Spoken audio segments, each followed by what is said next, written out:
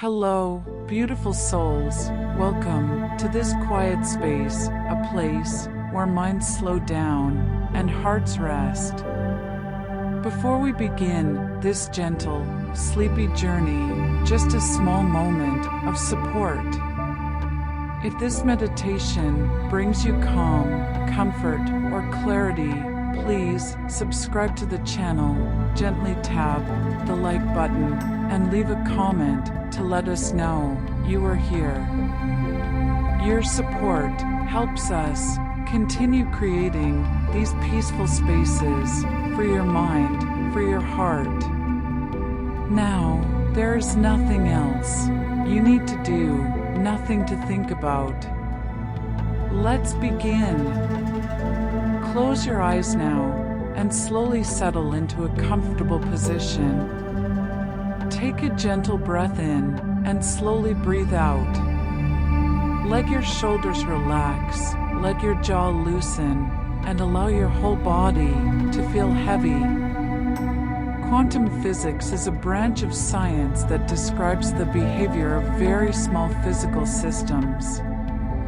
And when scientists use the term quantum physics, they are referring to a set of mathematical models and experimental observations that apply to particles, atoms, and other systems at scales far smaller than what we encounter in everyday experience.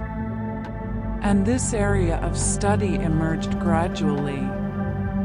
over many decades as researchers noticed that certain measurements at very small scales produced results that did not match the predictions made by classical physics, which had worked very well for describing larger objects like balls,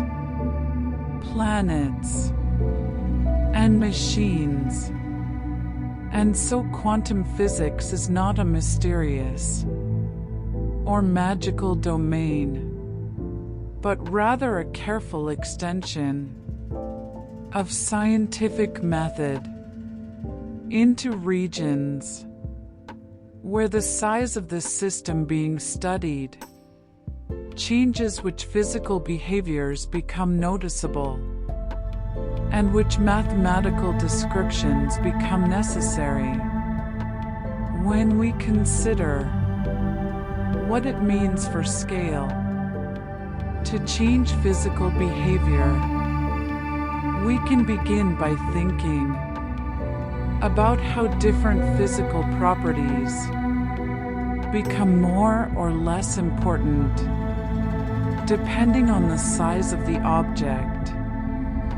we are observing. And for very large objects, like a car or a building, the forces we notice most are things like gravity, friction, and the resistance of materials to being bent or broken. And at these scales, the position and motion of an object can be measured with great precision using rulers, cameras, and other tools. And the results of these measurements seem to follow smooth, predictable patterns that can be described with relatively simple equations. But as we look at smaller and smaller systems, moving from grains of sand to molecules to individual atoms, and then to the particles that make up atoms, the relative importance of different physical effects begins to shift and certain properties that were insignificant at larger scales start to dominate the behavior of this system at very small scales. The energy involved in any interaction is often comparable to the smallest measurable units of energy that can be exchanged. And this means that the act of measuring a property of the system, such as its position or its speed, requires an interaction that carries enough energy to potentially change the state of the system itself. And this is not a statement about human limitations or imperfect instruments, but rather a fundamental feature of how physical systems behave when they are small enough that the energy of interaction cannot be made arbitrarily small compared to the energy of the system being studied. And so the relationship between the observer and the observed becomes more entangled at small scales, not in a mystical sense, but in the straightforward sense that measurement is a physical process that involves energy transfer. Atoms and particles are described as systems because they are collections of interacting components that can be in different states, and a state is simply a specification of the physical properties of the system at a given time, such as the position of the particle, the speed at which it is moving, the direction of any internal rotation or spin, and the amount of energy it possesses. And in classical physics, we assume that all of these properties have definite values at all times, even if we have not measured them. But in quantum physics, the mathematical models that best match experimental results treat the state of a system as something that contains information about the probabilities of different measurement outcomes rather than definite values for all properties simultaneously. And this shift from definite values to probability distributions is not an assumption made for convenience, but a conclusion drawn from many thousands of experiments performed over more than a century. Energy exists in small measured units at the quantum scale, and this is one of the earliest observations that led to the development of quantum theory. and the word quantum itself refers to a discrete quantity or packet of energy, and the realization that energy is exchanged in specific amounts rather than in a completely continuous way came from studying how light interacts with matter. And for example, when light is absorbed by an atom, the atom can only absorb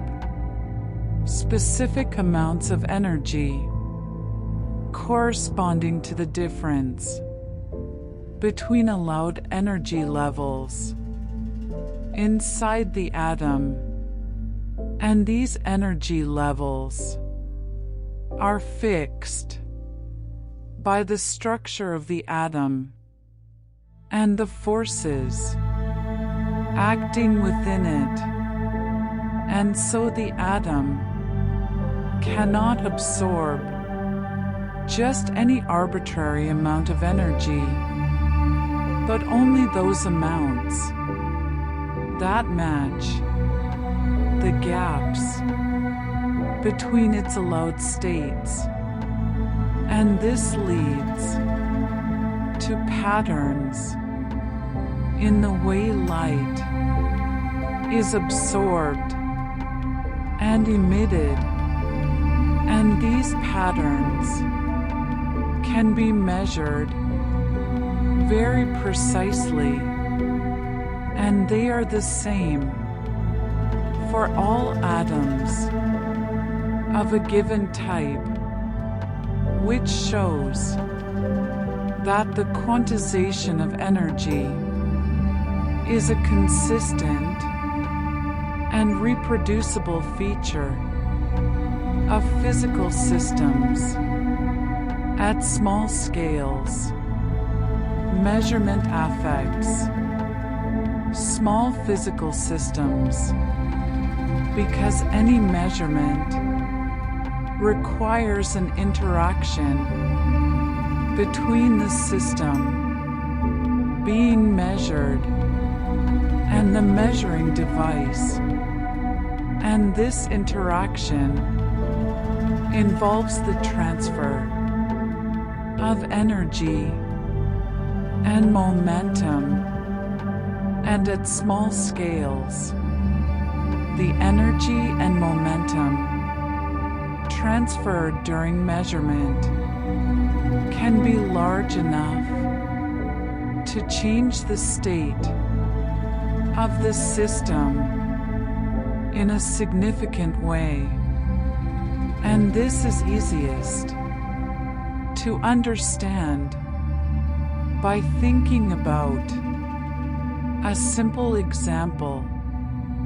and imagine trying to measure the position of a very small particle by bouncing light off it, and in order to determine where the particle is, a photon of light must hit the particle and then travel to a detector, and when the photon hits the particle, it transfers some of its momentum to the particle, which changes the particle's speed and direction, and the more precisely we want to know the position of the particle, the shorter the wavelength of light we must use, because shorter wavelengths allow us to pinpoint the location more accurately, but shorter wavelengths also correspond to higher energy photons, which transfer more momentum to the particle, and so improving the precision of the position measurement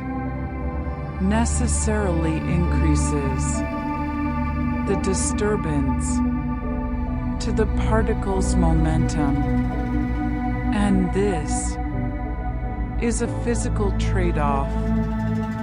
built into the structure of measurement itself. Probability is used to describe particle behavior because the mathematical models that match experimental results do not predict single definite outcomes for measurements, but rather predict the likelihood of different possible outcomes. And this does not mean that the particles are behaving randomly in the sense of being chaotic or unpredictable in principle, but rather that the information contained in the quantum state of the system specifies probabilities, and these probabilities are very precise and can be calculated using well-established equations. And when the same measurement is repeated many times on many identical systems, the distribution of results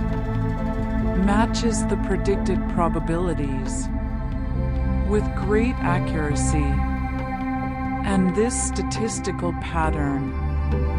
is one of the most thoroughly tested aspects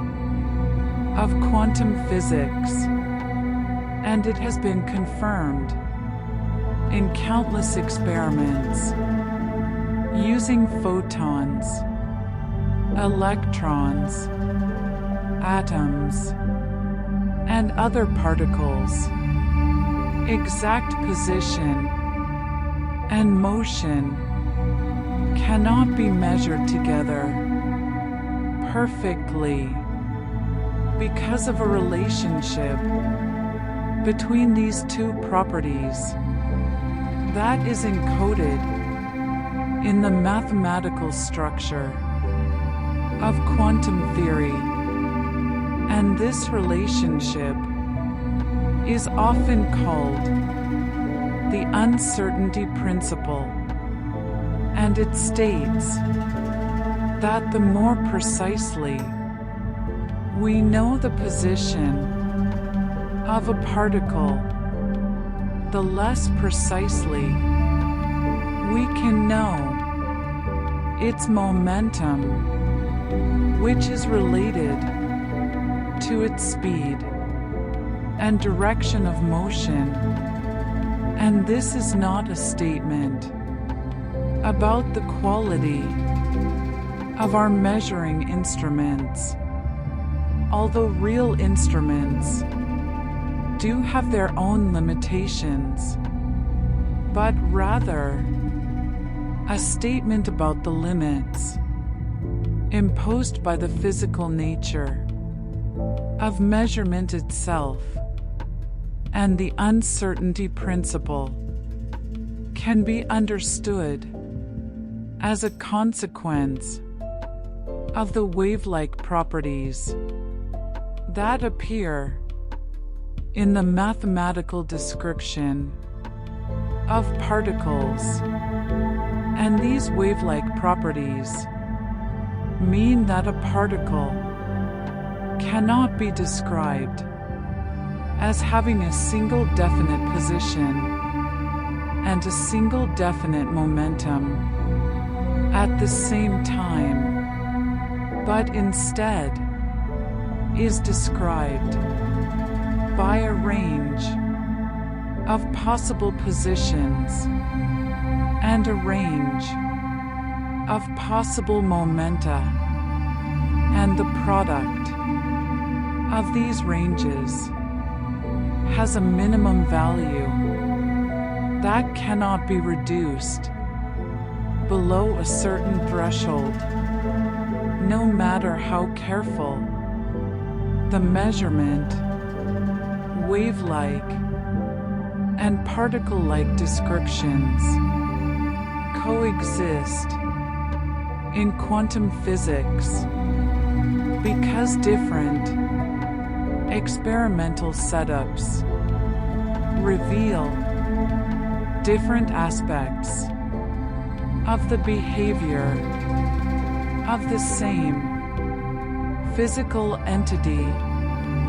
and in some experiments, such as those involving interference patterns, the entity behaves in ways that are characteristic of waves, showing patterns of constructive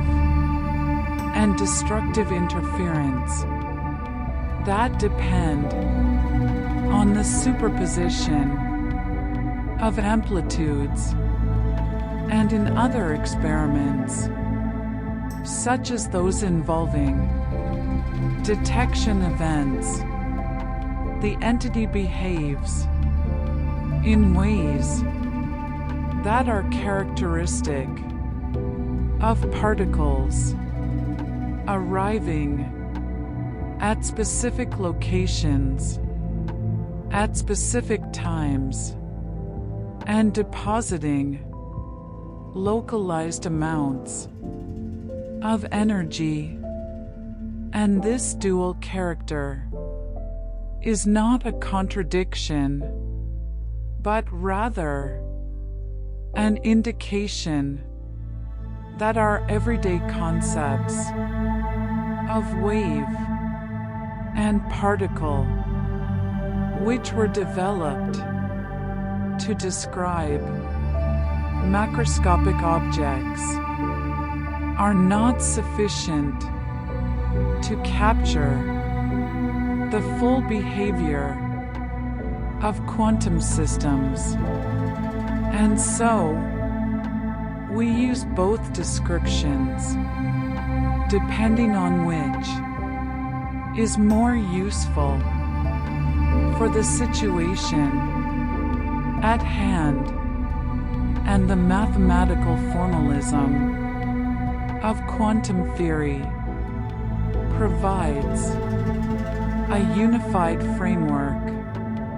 that encompasses both wave-like and particle-like features. Quantum states represent system information in a very specific mathematical way, and a quantum state is typically represented by a mathematical object called a wave function, which assigns a complex number to each possible configuration of the system, and the square of the magnitude of this complex number gives the probability density for finding the system in that configuration if a measurement is made and the wave function evolves over time according to a differential equation that describes how the probabilities change in a deterministic way. And this means that if we know the wave function at one time, we can calculate what it will be at any later time, provided the system is not disturbed by an external measurement. And so, there is a deterministic evolution of probabilities, even though individual measurement outcomes are probabilistic, and this combination of deterministic probability evolution and probabilistic measurement outcomes is a central feature of the quantum description. Observation changes system outcomes because the act of observation is a physical interaction that forces the system into one of the possible states consistent with the measurement result, and before the measurement, the system is described by a superposition of many possible states, and the probabilities for each state are encoded in the wave function. And when a measurement is performed, the system transitions to a state that corresponds to the observed value, and this transition is often called the collapse of the wave function, although this is just a convenient way of describing the change in the mathematical representation of the system, and the physical mechanism underlying this transition is related to the interaction between the quantum system and the macroscopic measuring apparatus, which is itself composed of many particles and has many degrees of freedom, and the details of this interaction are the subject of ongoing research, but the basic fact that measurement changes the state of the system is well established by experiment. Time and change are modeled in quantum systems using differential equations that describe how the quantum state evolves, and the most common equation used for this purpose is called the Schrödinger equation, which specifies the rate of change of the wave function in terms of the energy of the system and other physical parameters, and this equation is deterministic, meaning that it provides a unique prediction for how the wave function will change over time, and the equation includes terms that account for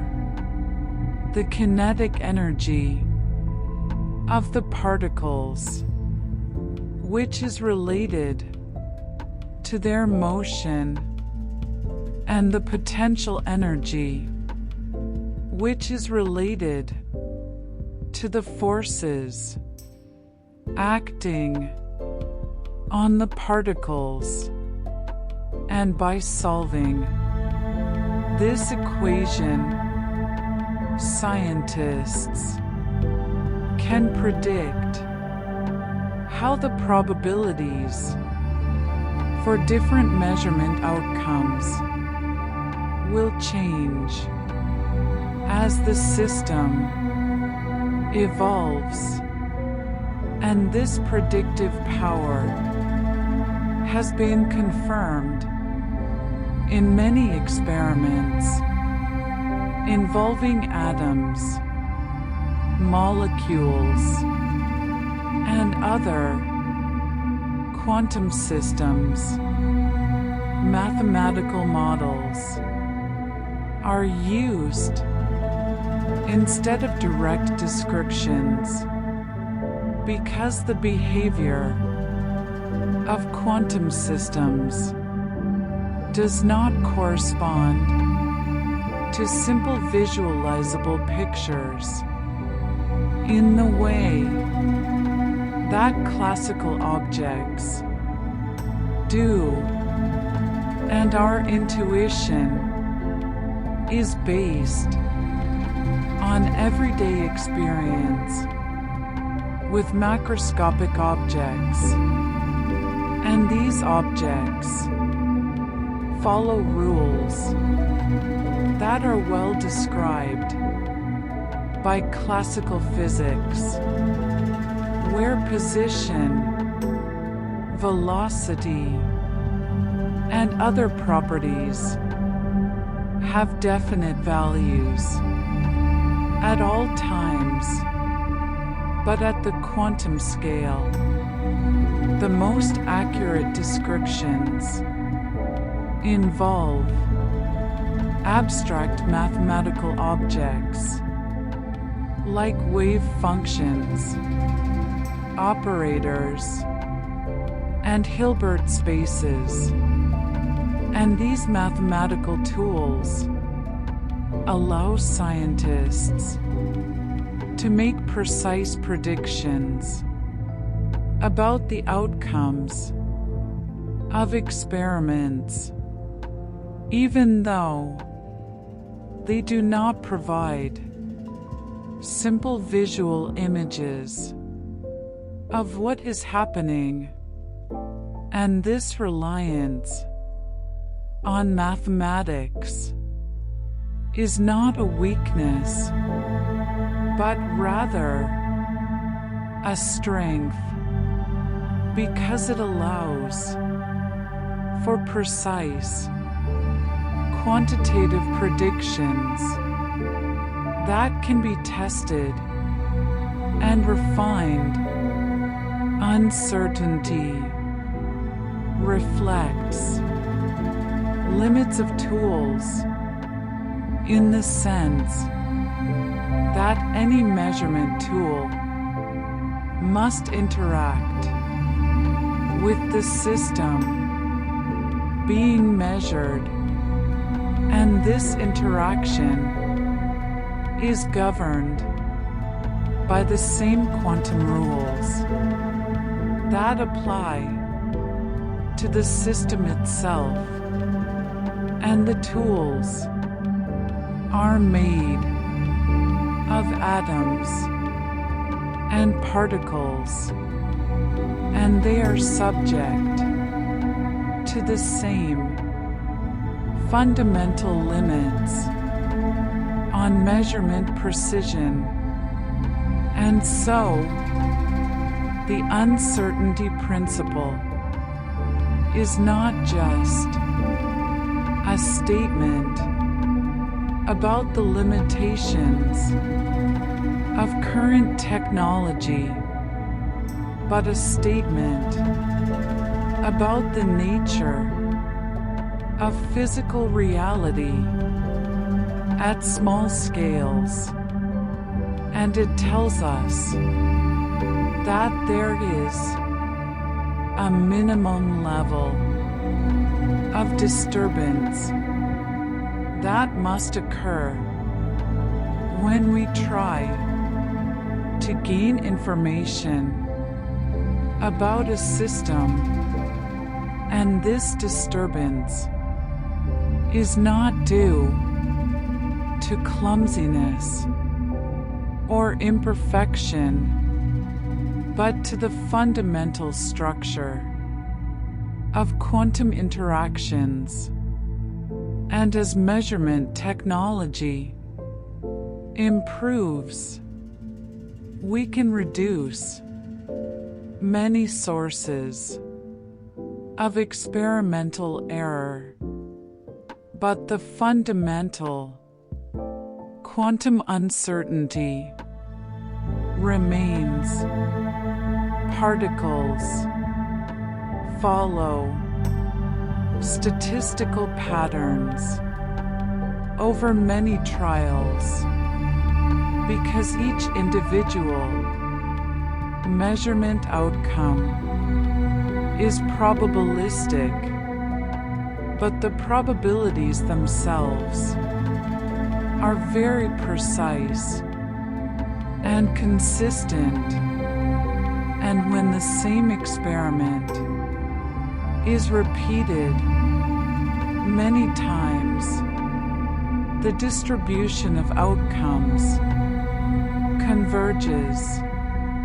to the predicted probability distribution, and this is similar to how flipping a fair coin many times will produce approximately half heads and half tails, even though each individual flip is uncertain, and in the quantum case, the probabilities are calculated from the wave function, and they can be very different from the simple 50-50 split of a coin flip, and they can show intricate patterns that depend on the details of the system and the measurement being performed, and these patterns have been verified in countless experiments, and they form one of the strongest confirmations of the correctness of quantum theory. Simple experiments reveal consistent results when they are carefully designed to isolate specific aspects of quantum behavior. And for example, experiments involving the interference of light or electrons passing through two slits show a pattern of bright and dark bands on a screen, and this pattern is consistent with the wave-like behavior predicted by quantum theory, and the pattern appears even when particles are sent through the apparatus one at a time, which shows that the interference is not due to particles interacting with each other, but is a property of the individual quantum state. And this type of experiment has been performed with many different types of particles, and the results are always consistent with the predictions of quantum mechanics. And this consistency across different systems and different experimental setups is strong evidence that the theory captures something fundamental about the nature of small-scale physical processes. Energy levels are fixed inside atoms because the allowed states of an electron in an atom are determined by the forces acting on the electron and the boundary conditions imposed by the structure of the atom. And when the Schrödinger equation is solved for an electron in the electric field of an atomic nucleus, the solutions have specific energies, and these energies are discrete rather than continuous, which means that the electron can only have certain specific energy values, and transitions between these energy levels occur when the atom absorbs or emits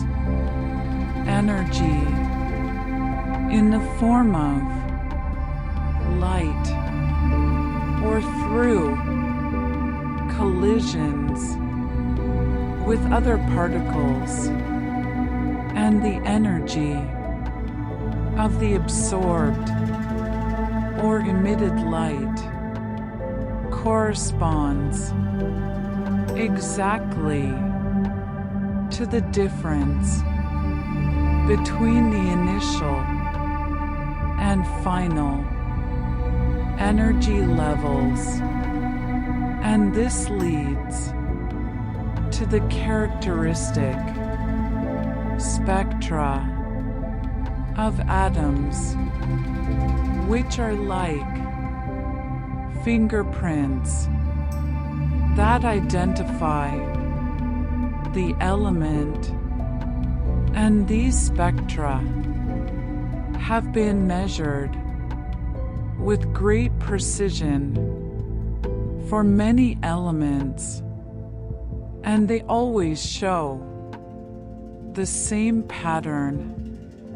of discrete lines. Light interacts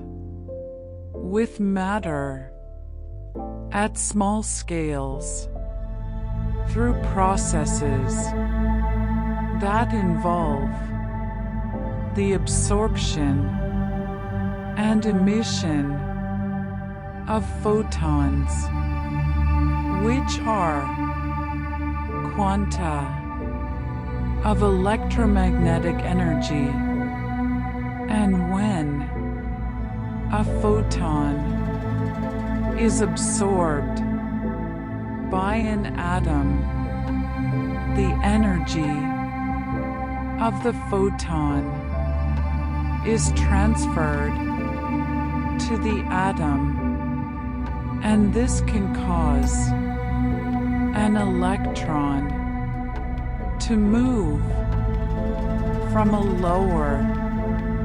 energy level to a higher energy level, and the photon must have exactly the right energy to match the gap between the levels. Otherwise, it will not be absorbed. And conversely, when an electron drops from a higher energy level to a lower one, a photon is emitted with energy equal to the difference between the levels. And this process is the basis for many technologies, including lasers,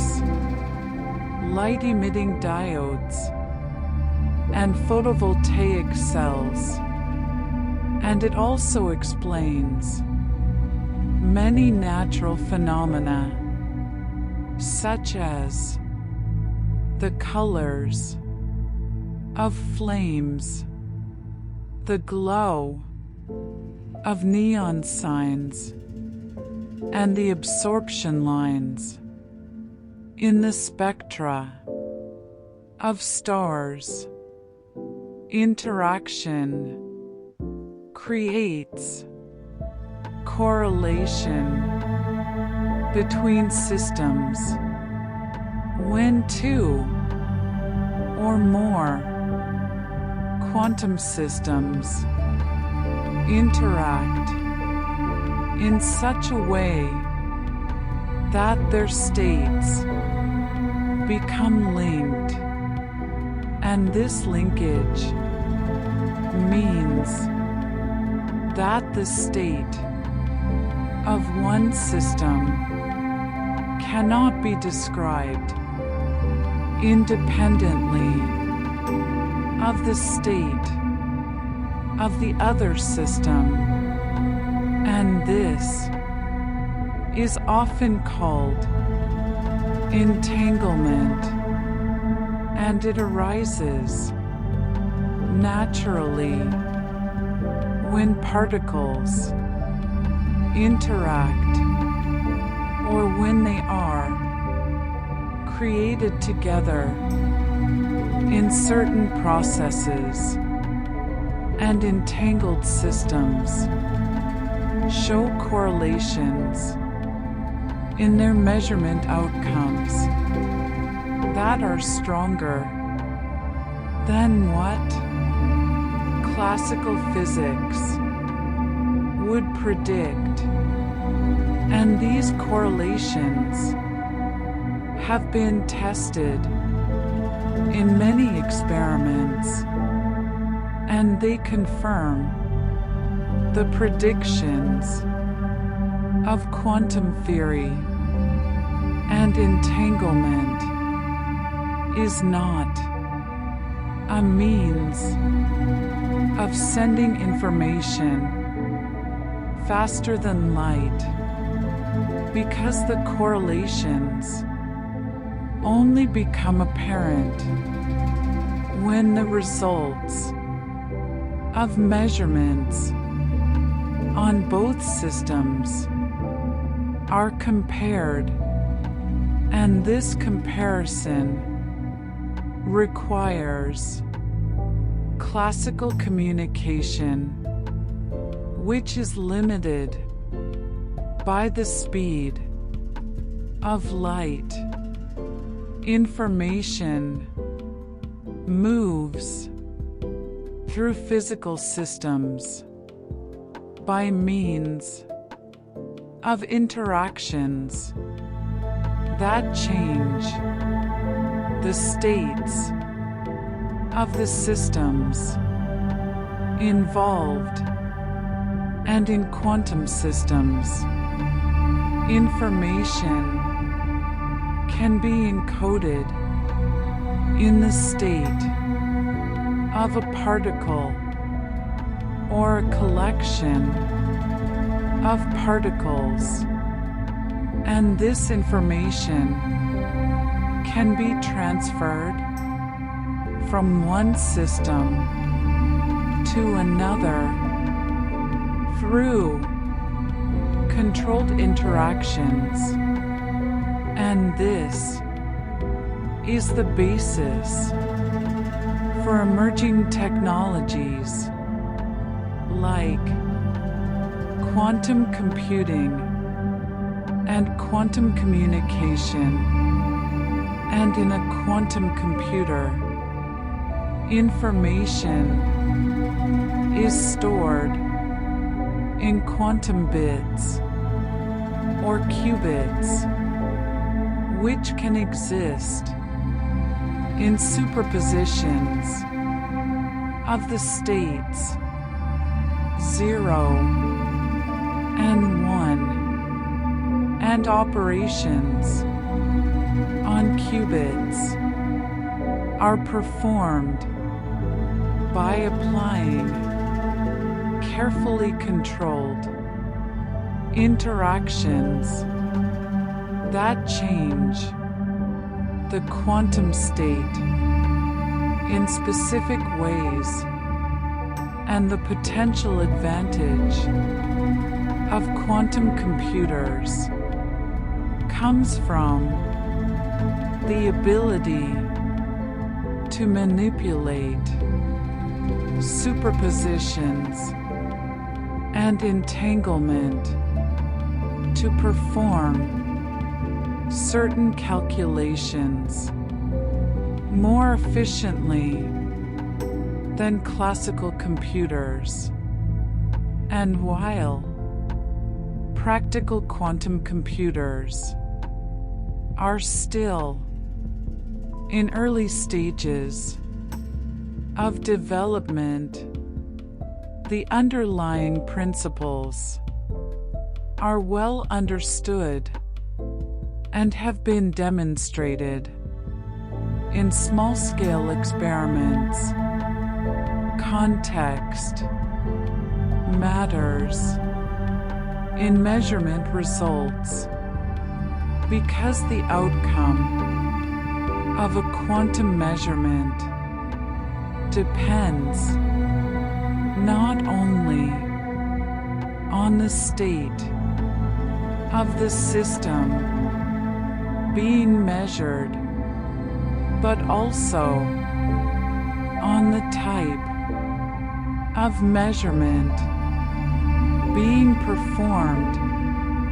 and different measurement setups can reveal different properties of the same system, and this is related to the fact that not all properties can be measured simultaneously with perfect precision, and the choice of which property to measure affects the information we can obtain about other properties, and this context dependence is a fundamental feature of quantum mechanics, and it means that we cannot think of a quantum system as having all properties well defined at all times, but rather we must think of the properties as being revealed through the process of measurement, and the results depend on the physical arrangement of the measuring apparatus. Small-scale behavior leads to large-scale stability because the statistical averaging of many quantum systems produces predictable macroscopic properties. And for example, the atoms in a solid are all governed by quantum mechanics, and each individual atom has a range of possible states. But when many billions of atoms are combined together, the collective behavior becomes very stable and predictable. And this is because the random fluctuations of individual atoms tend to cancel out when averaged over large numbers, and the result is that macroscopic objects like tables, chairs, and buildings behave in ways that are well described by classical physics, even though they are ultimately made of quantum particles. And this emergence of classical behavior from quantum foundations is an area of active research, and it involves understanding how the complexity and interactions of many particle systems lead to the suppression of quantum effects at large scales. Models simplify complex physical reality by focusing on the most important features of a system and neglecting details that have little effect on the behavior of interest. And in quantum physics, this often means treating a system as isolated from its environment, or approximating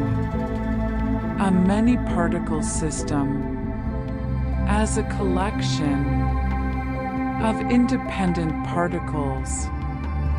or using idealized descriptions of interactions. And these simplifications make the mathematics more tractable and allow scientists to make predictions that can be tested experimentally, and when the predictions match the experiments, we gain confidence that the model captures the essential physics, and when there are discrepancies, the model can be refined by including more details or by adjusting the approximations, and this iterative process of modeling, testing, and refining is the core of the scientific method, and it applies to quantum physics just as it does to other areas of science. Assumptions shape scientific predictions by providing the starting point for mathematical calculations. And in quantum mechanics, some of the key assumptions include the idea that physical systems can be described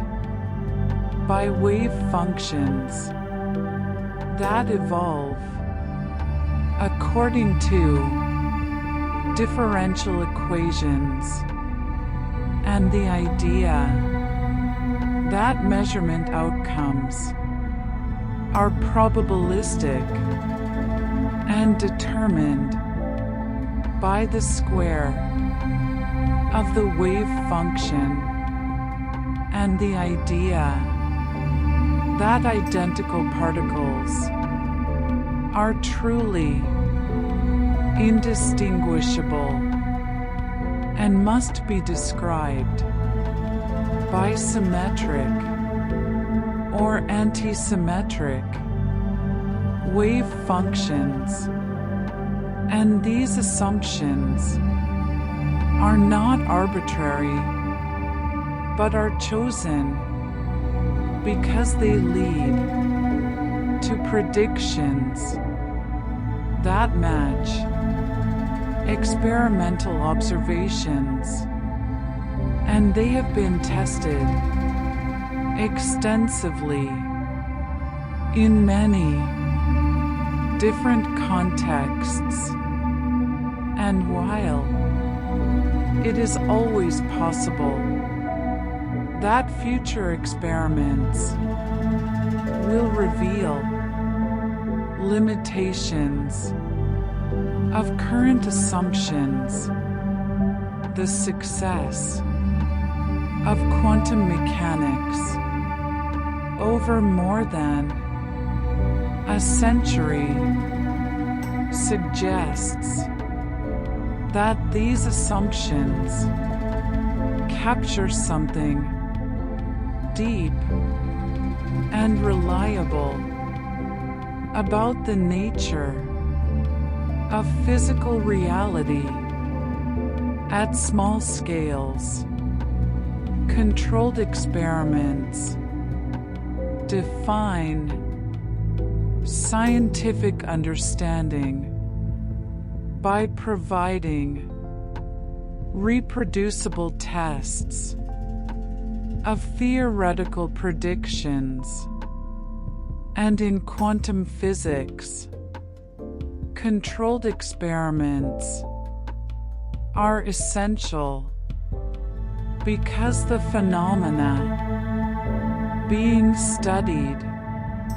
are often very subtle and can be influenced by many environmental factors, and a good experiment isolates the effect of interest and minimizes unwanted disturbances, and this requires careful design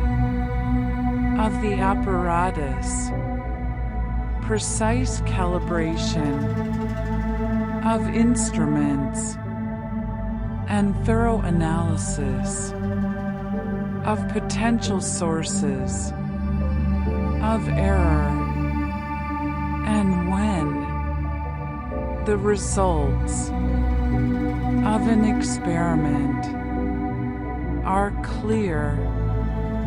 and reproducible, they provide a firm foundation for building theories. And when different experiments performed by different researchers in different locations all give consistent results,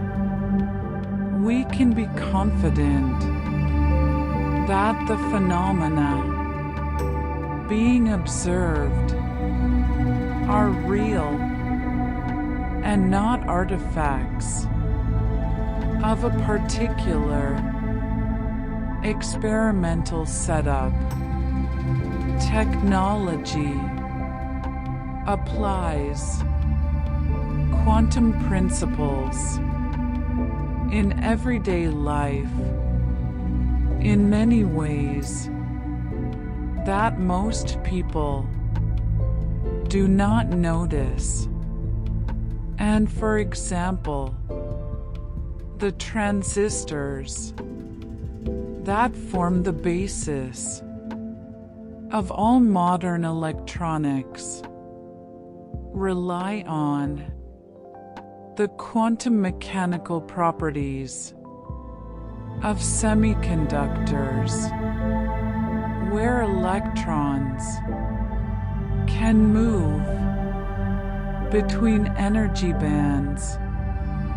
in response to applied voltages, and this allows for the control of electrical current at very small scales. And another example is the laser, which uses the stimulated emission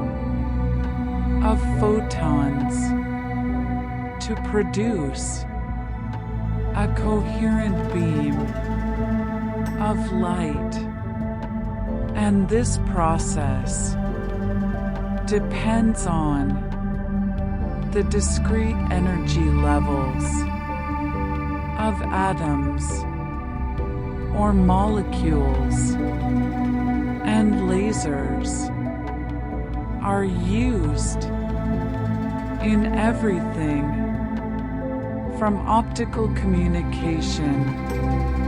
to medical surgery to barcode scanners. And a third example is magnetic resonance imaging, which uses the quantum property of nuclear spin to create detailed images of the inside of the human body. And these technologies have become so common that we often forget they are based on quantum physics, but they are all direct applications of the principles that have been developed through careful scientific study of small-scale systems, quantum rules, remain consistent across environments because they are based on fundamental physical laws that do not change from place to place or from time to time, and experiments performed in different laboratories, in different countries, and at different times, all give the same results, provided the conditions are properly controlled. And this universality is one of the hallmarks of a successful physical theory, and it means that the equations of quantum mechanics can be used to make predictions about systems that have never been studied before. And these predictions can then be tested, and when they are confirmed, our confidence in the theory grows, and this process of prediction and confirmation has been repeated countless times over the past 100 years, and the consistency of the results is a strong indication that quantum mechanics captures something fundamental about the way the universe works at small scales. Refinement improves scientific accuracy over time as new experimental techniques are developed, and as theoretical methods become more sophisticated. And in the early days of quantum mechanics, many calculations could only be done approximately using simplifying assumptions. But as computational power has increased, and as mathematical techniques have advanced, scientists have been able to perform more accurate calculations and to test more subtle predictions of the theory, and this has led to a deeper understanding of quantum systems and to the discovery of new phenomena that were not apparent in earlier work, and the process of refinement continues, and there are still many open questions in quantum physics, particularly in areas where quantum mechanics meets other areas of physics, like general relativity, or where the behavior of complex, many particle systems is not yet fully understood, but the overall framework of quantum mechanics remains robust and well-tested. Clear definitions reduce confusion in theory by ensuring that all scientists use terms in the same way and understand what is being measured and what is being predicted. And in quantum mechanics, it is important to be precise about what is meant by terms like state, measurement, observable, and system. And these terms have specific mathematical definitions. And when these definitions are used consistently, it becomes much easier to communicate results and to compare predictions with experiments. And ambiguity in definitions can lead to misunderstandings and to apparent paradoxes that are really just a result of using words in different ways. And so, one of the ongoing efforts in quantum physics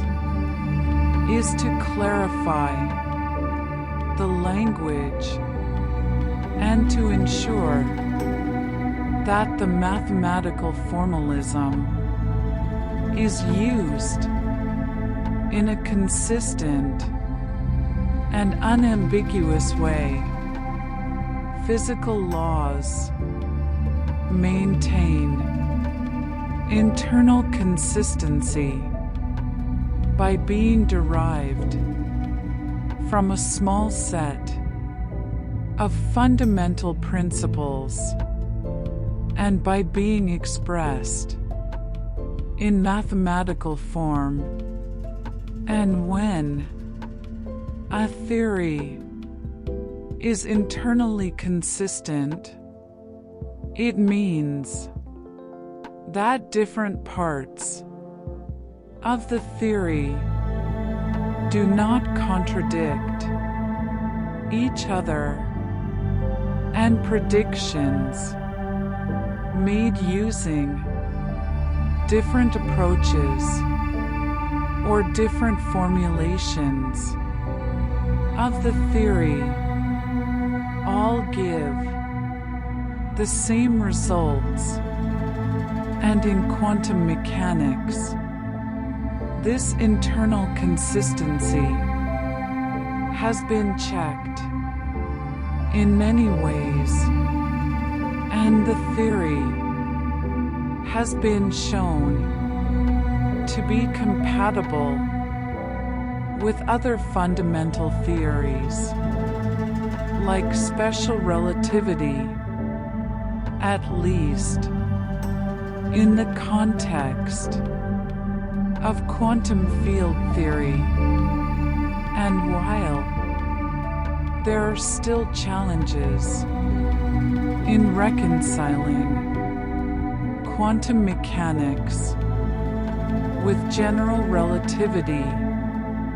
the internal consistency of quantum mechanics itself is very strong, and this gives scientists confidence that the theory is not just a collection of ad hoc rules, but a coherent description of nature. Unexpected results follow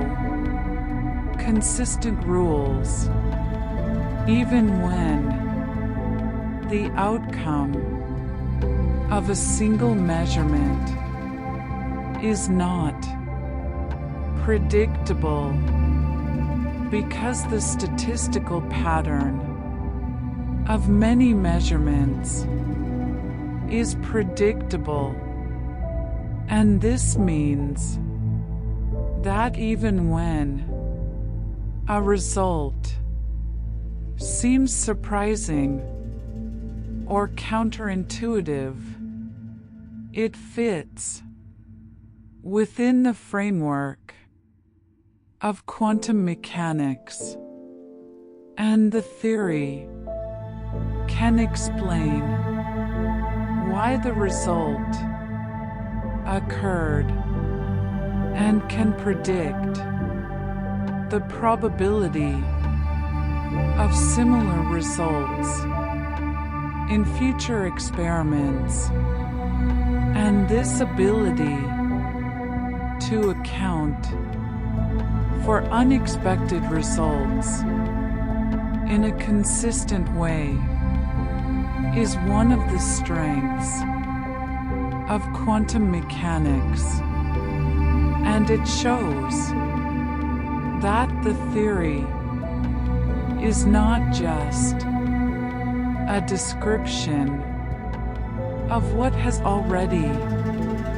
been observed, but a framework that can be used to understand new phenomena. Knowledge grows through repeated testing by performing the same experiment many times and by performing variations of the experiment under different conditions, and each repetition provides more data, and as the amount of data increases, the statistical patterns become clearer, and small deviations from the predicted probabilities can be detected and investigated, and sometimes these deviations lead to the discovery of new effects or to the refinement of the theory, and sometimes they turn out to be due to experimental errors or uncontrolled environmental factors, and by carefully analyzing the data and by improving the experimental techniques, scientists can distinguish between these possibilities, and this iterative process of testing, analyzing, and refining is how knowledge accumulates in science. Explanation remains calm, structured, and gradual, because the goal is to convey information in a way that is clear and accessible without introducing unnecessary complexity or emotional content, and in the context of explaining quantum physics, this means starting with basic concepts and building up to more advanced ideas step by step,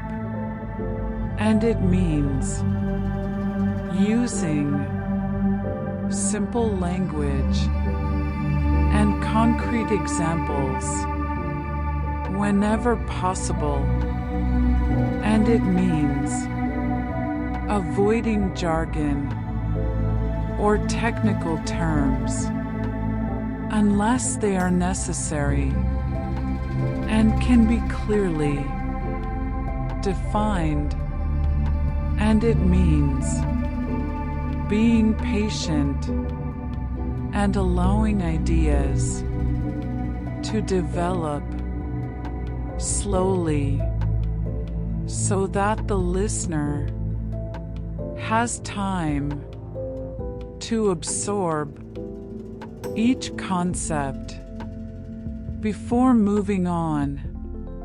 to the next. And this approach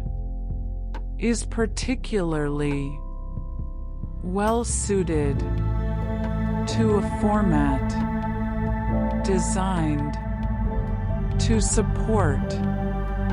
relaxation and sleep, because it avoids sudden shifts in tone or content that might be jarring or distracting. Reasoning stays balanced between data and mathematics by using both experimental observations and theoretical calculations to guide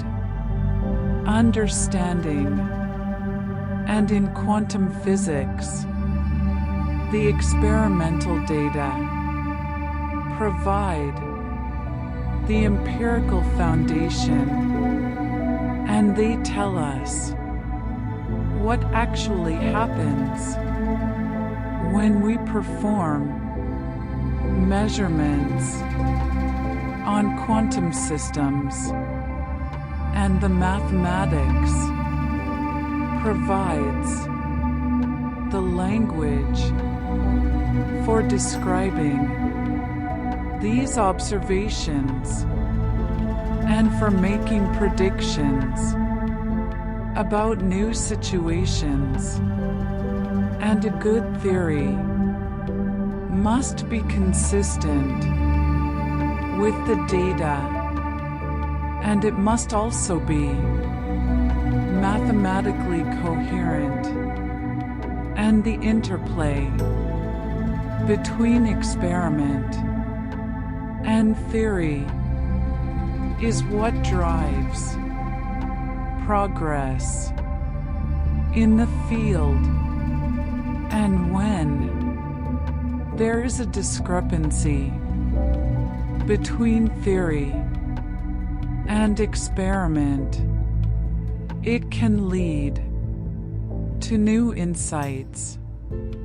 and to modifications of the theory. And when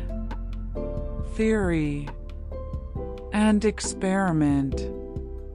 agree, it strengthens our confidence in both.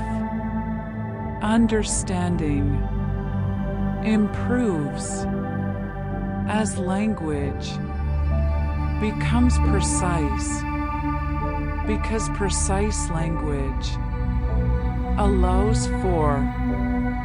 clear communication of ideas and for unambiguous testing of predictions. And in quantum mechanics, the use of precise mathematical language has been essential for the development of the theory, and it has allowed scientists to formulate questions that can be answered definitively through calculation or experiment, and it has also helped to clarify conceptual issues that might otherwise remain vague or confusing. And as the language of quantum mechanics has become more precise over time, our understanding of the theory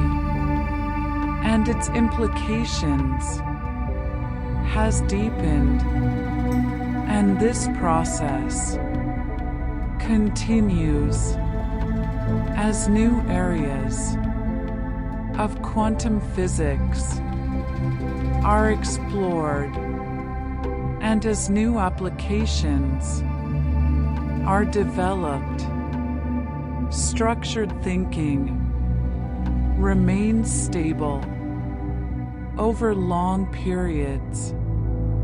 of study because it is based on fundamental principles that do not change. And in quantum mechanics, these principles include the wave function formulation, the probabilistic interpretation of measurement, and the uncertainty relations. And these principles have been tested and refined over many decades, and they have been found to be reliable and consistent across a wide range of systems and conditions. And this stability provides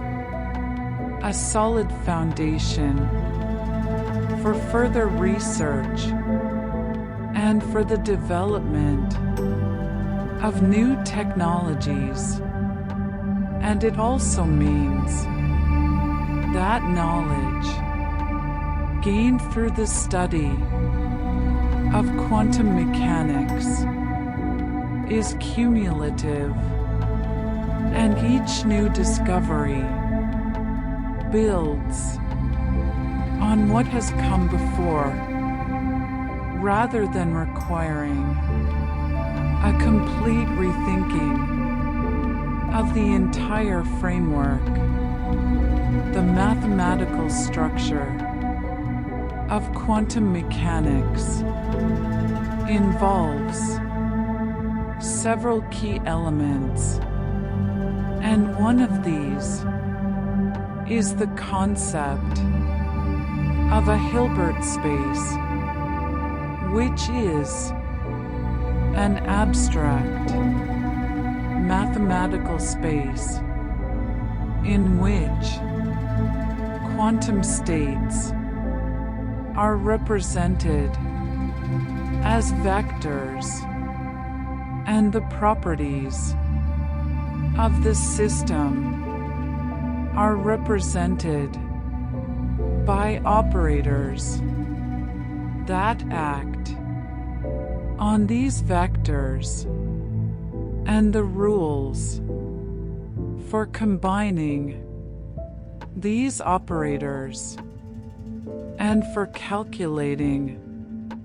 probabilities are well defined and led to precise predictions. And another key element is the superposition principle, which states that if a system can be in state 1 and it can also be in state 2, then it can also be in any combination of state 1 and state 2 weighted by complex numbers. And this principle is what gives rise to the wave-like behavior of quantum systems and to phenomena like interference. And a third key element is the concept of measurement, which is treated as a special type of interaction that projects the state of the system onto one of the eigenstates of the measured observable, and this projection changes the state of the system and gives rise to the probabilistic nature of measurement outcomes when scientists describe the evolution of a quantum system over time. They use equations that govern how the wave function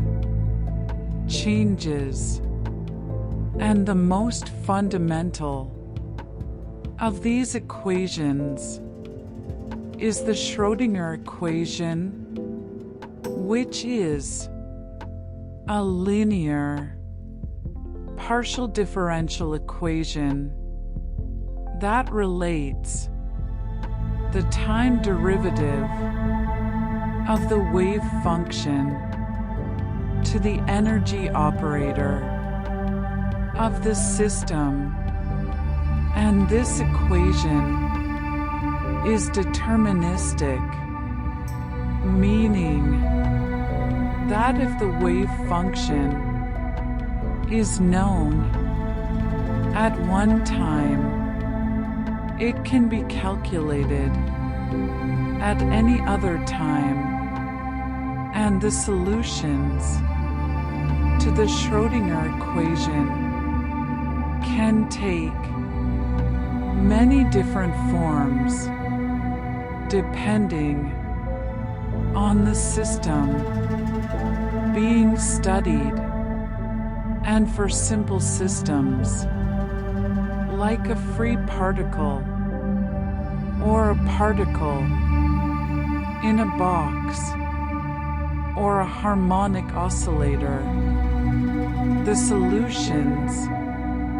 can be written down explicitly. And for more complex systems like atoms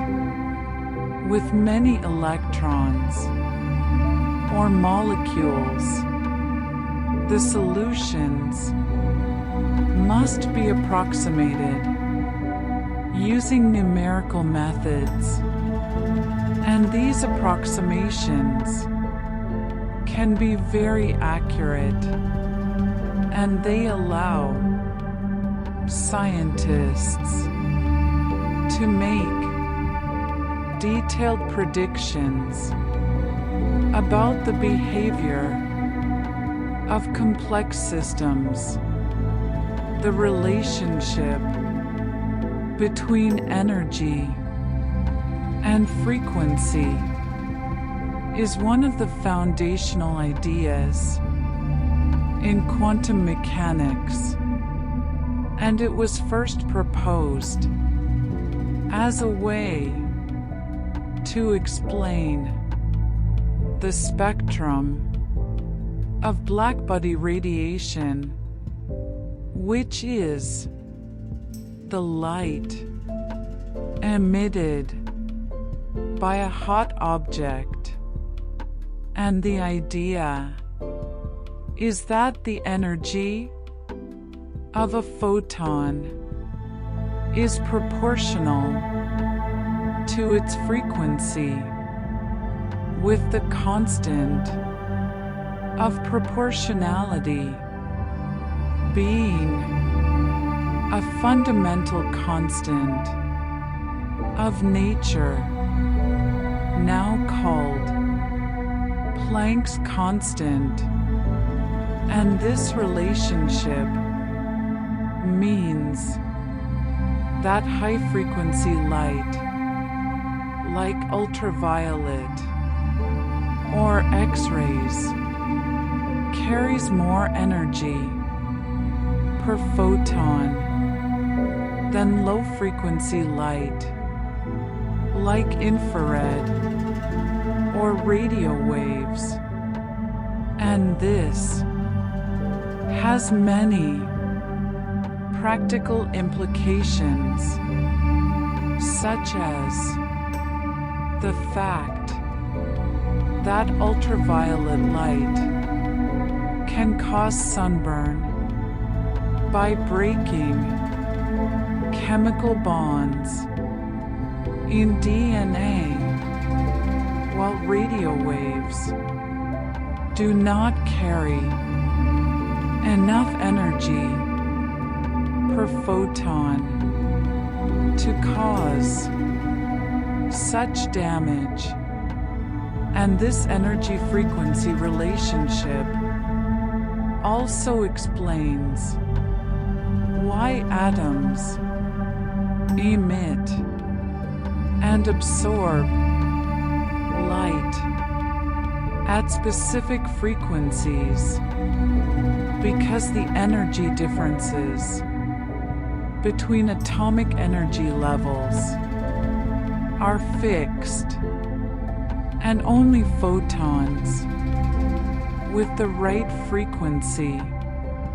can be absorbed or emitted. The concept of a quantum of action is closely related to the idea of energy quantization. And action is a quantity that appears in classical mechanics and is related to the integral of energy over time. And in quantum mechanics, it was found that action also comes in discrete units, and the size of these units is determined by Planck's constant. And this quantization of action has deep implications for the structure of quantum theory, and it is related to the uncertainty principle, because the uncertainty in position times the uncertainty in momentum is always greater than or equal to half of Planck's constant divided by pi, and this is a precise mathematical statement that can be derived from the wave properties of quantum states, and it places a fundamental limit on how well we can simultaneously know both the position and the momentum of a particle. The double-slit experiment is one of the most famous demonstrations of quantum behavior, and it involves sending particles such as electrons or photons through a barrier with two narrow slits, and then observing where the particles arrive on a screen placed behind the barrier. And if particles were simply classical objects following definite trajectories, we would expect to see two bands on the screen corresponding to the two slits, but instead an interference pattern is observed with many alternating bright and dark bands, and this pattern is characteristic of waves, and it shows that each particle is not simply going through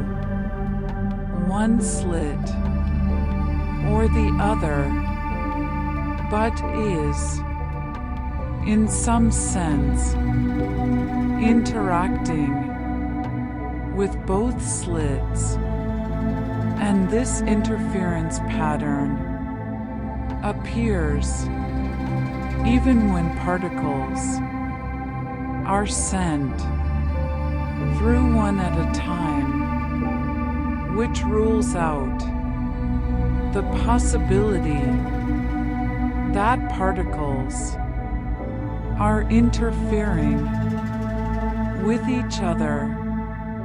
and instead suggests that each particle interferes with itself, or more precisely, that the quantum state of each particle is a superposition that includes components corresponding to passing through both slits when a measurement is made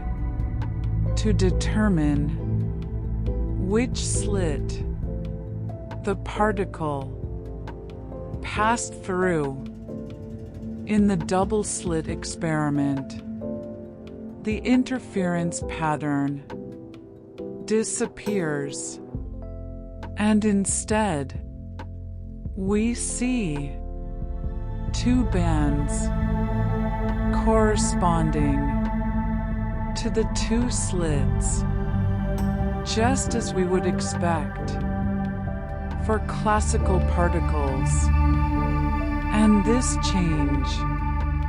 in the pattern is a direct demonstration of how measurement affects the quantum state, and it shows that the act of determining which path the particle took destroys the superposition that is necessary for interference, and this is not because the measurement physically blocks one of the paths or changes the trajectories of the particles, but because the interaction involved in making the measurement entangles the state of the particle with the state of the measuring device, and this entanglement changes the way the particle's wave function evolves, and it suppresses the interference effect. The probabilistic nature of quantum mechanics has been the subject of much discussion and debate since the early days of the theory, and some physicists were initially uncomfortable with the idea that the theory only predicts probabilities rather than definite outcomes, and they wondered whether there might be some deeper theory that would restore determinism, perhaps by introducing additional variables that are hidden from current observations. And however, experiments have been performed to test whether such hidden variable theories could be consistent with the predictions of quantum mechanics. And these experiments, which are based on certain mathematical inequalities derived by physicist John Bell, have shown that any hidden variable theory would have to have very unusual properties, such as allowing for instantaneous influences between distant locations, and the overwhelming majority of physicists now accept that the probabilistic nature of quantum mechanics is fundamental and not due to any lack of information about hidden variables. Quantum entanglement is a phenomenon where two or more particles become correlated in such a way that the state of one particle cannot be described independently of the state of the other particles, and this correlation persists even when the particles are separated by large distances, and when a measurement is made on one of the entangled particles, the outcome of that measurement is correlated with the outcome of measurements made on the other particles, and these correlations are stronger than what could be explained by classical physics, and they have been verified in many experiments, and entanglement is now understood to be a common feature of quantum systems, and it plays a role in many phenomena, and it is also being explored as a resource for quantum technologies like quantum cryptography and quantum teleportation. The process of quantum decoherence is important for understanding how quantum systems interact with their environments, and decoherence occurs when a quantum system becomes entangled with many particles in its environment, and this entanglement causes the system to lose its quantum coherence, which is the property that allows for interference effects and other distinctly quantum behaviors. And as decoherence proceeds, the system begins to behave more and more like a classical system with definite values for its properties rather than superpositions. And this process is very rapid for macroscopic objects, which is why we do not see quantum interference effects in everyday life, and it is much slower for well-isolated microscopic systems, which is why quantum effects can be observed in carefully controlled laboratory experiments, and understanding decoherence is important for developing quantum technologies because it helps scientists design systems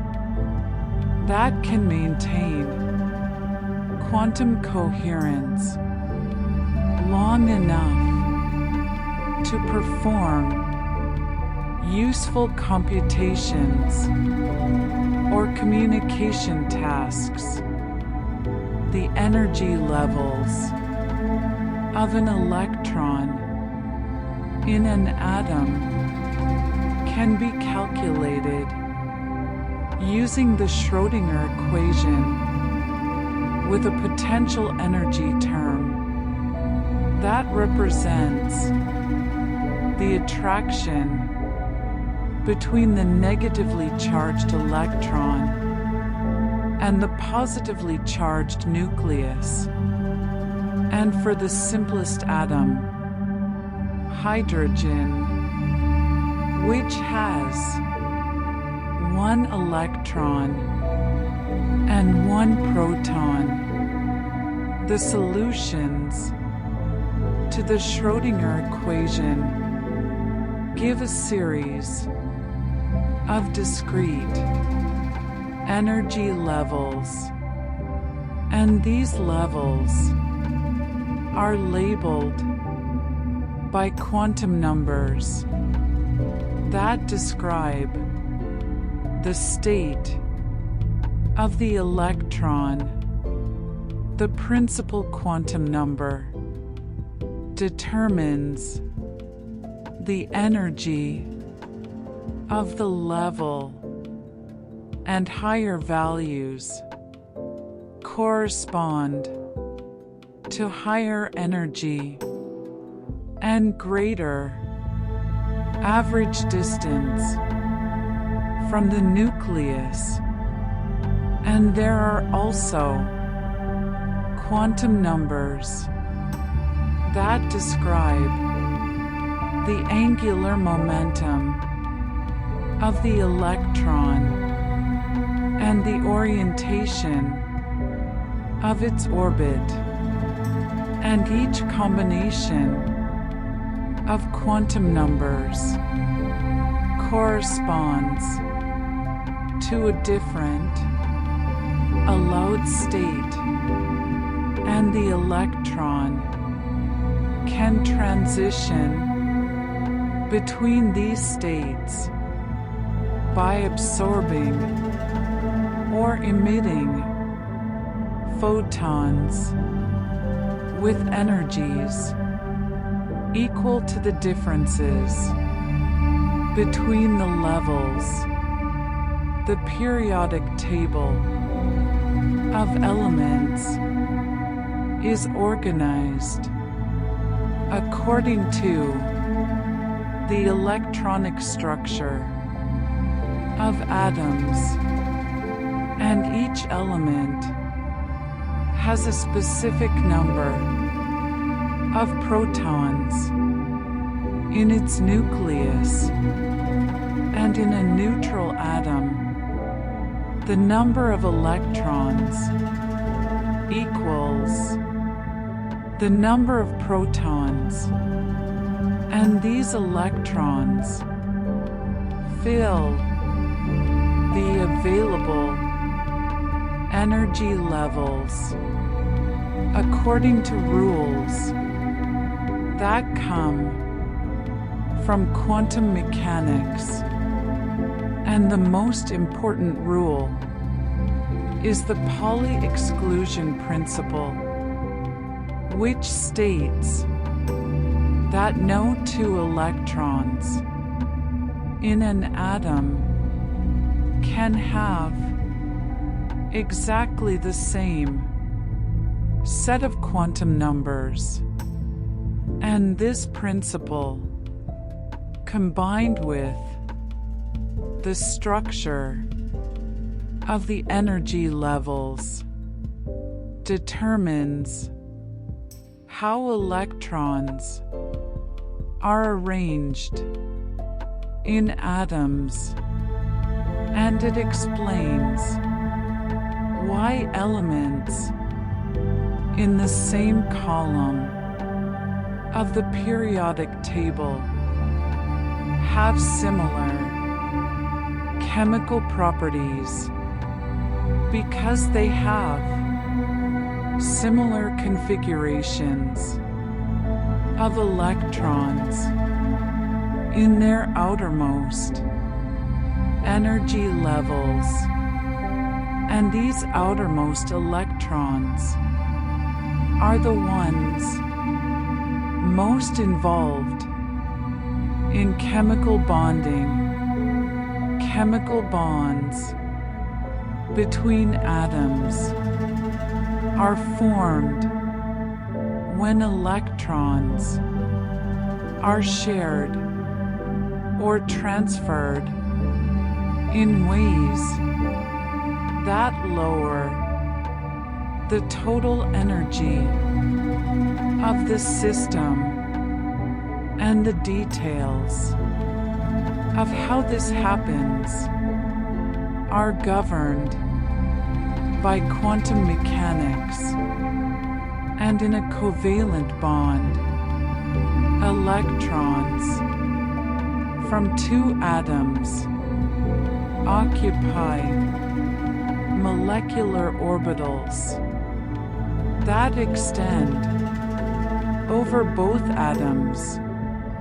and these molecular orbitals are solutions to the Schrödinger equation for the combined system of the two nuclei and the electrons, and in an ionic bond, one or more electrons are transferred from one atom to another, creating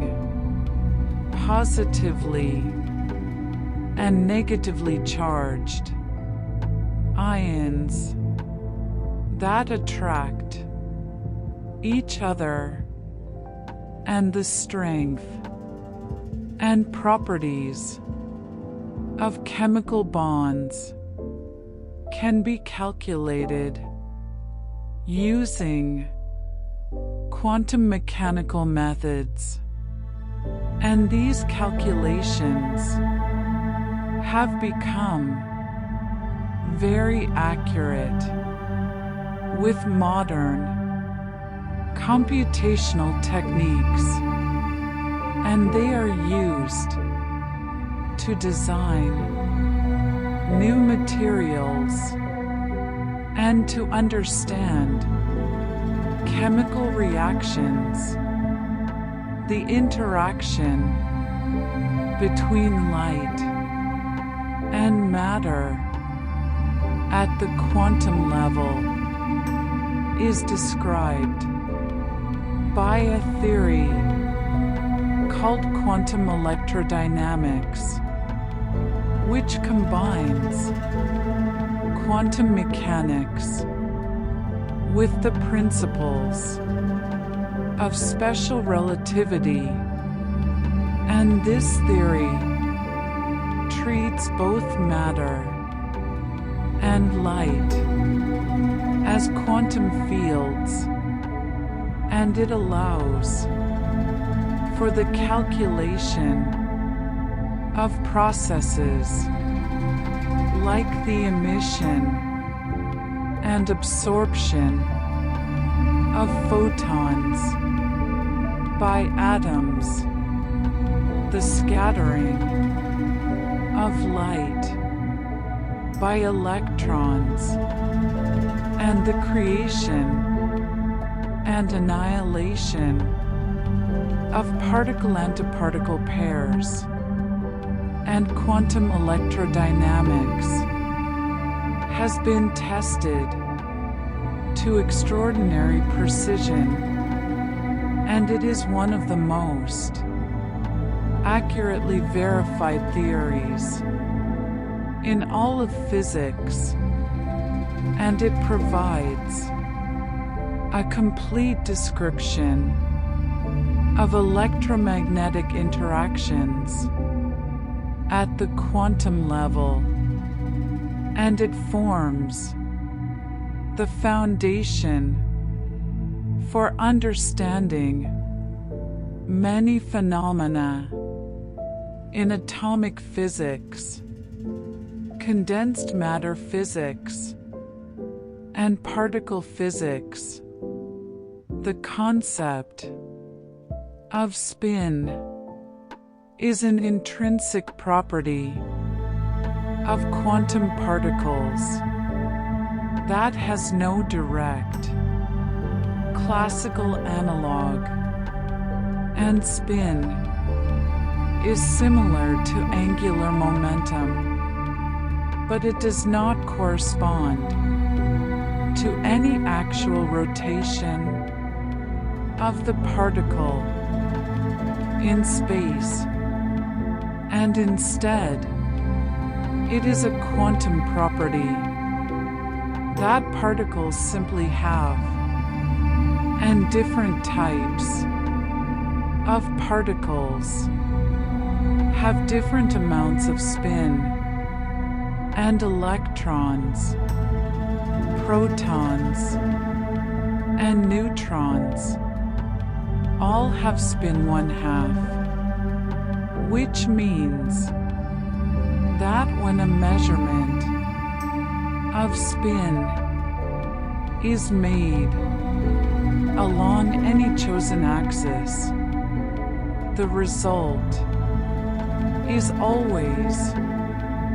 one of two values, often called spin up and spin down, and photons have spin 1, and the spin of particles affects how they behave in magnetic fields and how they interact with each other. And the Pauli exclusion principle applies specifically to particles with half-integer spin, called fermions, while particles with integer spin, called bosons, do not obey the exclusion principle and can occupy the same quantum state. The behavior of many particle quantum systems is much more complex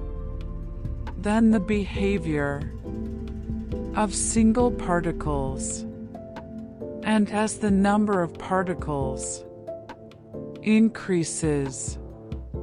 the number of possible states grows exponentially, and this makes exact calculations impractical for systems with more than a few particles. And so physicists use various approximation methods to study many particle systems, and one common approach is to treat the particles as if they are independent, each moving in an average potential created by all the other particles. And this is called the mean field approximation, and it works well for some systems, but for others, the correlations between particles are too strong to be neglected, and more sophisticated methods are needed. And these methods include perturbation theory, where corrections are calculated systematically, and numerical simulations, where computers are used to solve the equations approximately. Quantum tunneling is a phenomenon where a particle can pass through a potential barrier even though it does not have enough energy to go over the barrier. According to classical physics, and this is possible because the wave function of the particle does not go to zero at the barrier, but instead decays exponentially inside the barrier. And if the barrier is thin enough, there is a non-zero probability that the particle will be found on the other side. And quantum tunneling is important in many physical processes, including the fusion reactions that power the sun where protons must tunnel through the electrostatic repulsion between them in order to get close enough to fuse, and tunneling is also used in many technologies, such as the scanning tunneling microscope, which can image individual atoms on a surface by measuring the tunneling current between a sharp tip and the surface. The phenomenon of superconductivity is a macroscopic quantum effect where certain materials, when cooled below a critical temperature, lose all electrical resistance and can carry current without any energy loss. And this occurs because the electrons in the material form pairs called Cooper pairs that behave as bosons rather than as individual fermions. And these Cooper pairs can all occupy the same quantum state, forming a coherent macroscopic wave function that flows through the material without scattering. And superconductivity has many practical applications, including in powerful electromagnets used in magnetic resonance imaging machines and in particle accelerators. And it is also being studied for potential use in quantum computers, where superconducting circuits can be used to create and manipulate qubits. The quantization of magnetic flux in superconducting loops is another example of a macroscopic quantum effect, and it arises because the wave function of the superconducting state must be single-valued, which means that as you go around a closed loop in the superconductor, the phase of the wave function must return to the same value, and this requirement leads to the result that the magnetic flux through the loop can only take on discrete values that are integer multiples of a fundamental unit of flux. And this quantization has been observed experimentally and is used in sensitive devices called SQUIDs, which stands for Superconducting Quantum Interference Devices. And these devices can detect extremely small magnetic fields and are used in applications ranging from medical imaging to geological surveying. The properties of solids, liquids, and gases can all be understood in terms of the quantum mechanical behavior of the atoms and molecules. that make up these phases of matter. And in a solid, the atoms are arranged in a regular lattice and vibrate about their equilibrium positions. And these vibrations can be described as quantized waves called phonons. And the thermal properties of solids, such as heat capacity and thermal conductivity, can be calculated by analyzing the behavior of phonons. And in a liquid, the atoms or molecules are still close together, but are not arranged in a regular pattern, and they can move past each other. And the quantum mechanical interactions between the molecules determine properties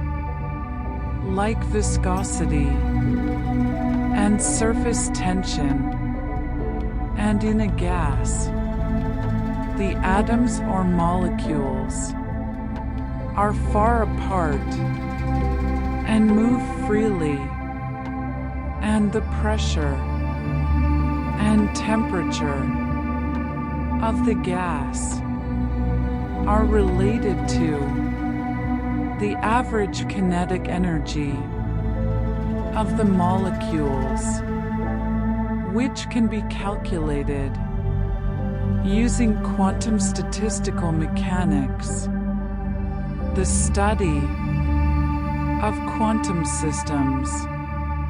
at finite temperature involves combining quantum mechanics with statistical mechanics, and this field is called quantum statistical mechanics, and it provides methods for calculating the average properties of systems that are in thermal equilibrium. And one of the key results is the partition function, which encodes all the thermodynamic properties of the system. And the partition function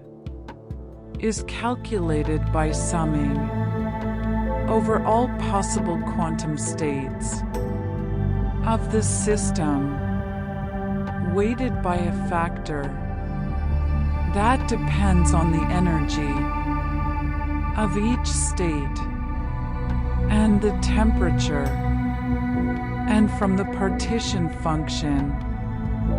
quantities like the average energy, the entropy, and the free energy can be derived, and these quantities determine the macroscopic behavior of the system. And quantum statistical mechanics is used to study a wide range of phenomena, from the properties of gases and solids to the behavior of black holes and the early universe. The concept of a quantum phase transition is a relatively recent development in quantum physics,